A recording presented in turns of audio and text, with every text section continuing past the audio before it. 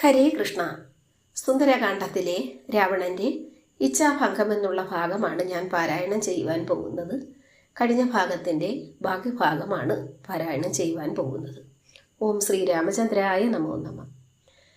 ദശമുഖനു അധിക ജളനാശു മണ്ഡോദരീ ദാക്ഷിണ്യവാക്കുകൾ കേട്ടു സലജ്ജനായി നിശിചരികളോട് സദയം അവന് ഉര ചെയ്തിതു. നിങ്ങൾ പറഞ്ഞു വശത്തു വരുത്തുവിൻ.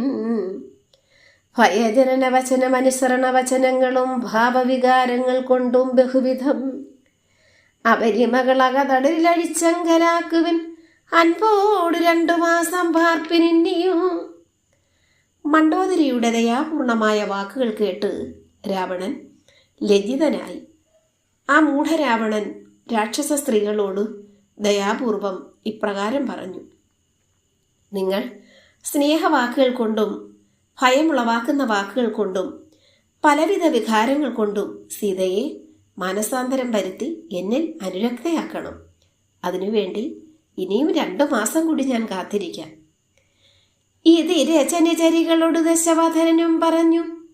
ഈർഷയോടന്തപ്പുരം പൊക്കുമേവിനാൻ അതികഠിന പരുഷതര വചനശരമേൽക്കയാൽ ആത്മാവ് ഭേദിച്ചിരുന്നിതു സീതയോ.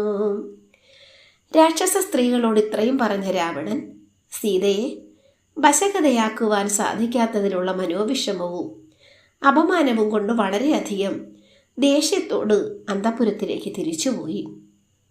രാവണന്റെ ഓരോ വാക്കും ആത്മാവിനെ തകർക്കുന്ന കൂർത്തുമൂർത്ത ശരങ്ങളായി സീതാദേവിക്ക് തോന്നി. അനുചിതമിതലമലമടങ്ങുവിൻ നിങ്ങളെന്ന് അപ്പോൾ ത്രിജടയും ആശു ചൊല്ലിയിടിനാൾ. ശൃണുവചനമിതു മമ നിശാചര സ്ത്രീകളെ ശീലാവതിയെ നമസ്കരിച്ചിടുവിൻ. സുഖരഹിത ഹൃദയമുറങ്ങിനേനൊട്ടു ഞാൻ സ്വപ്നമാഹന്ത കണ്ടേനിതാനീം ദൃഢം.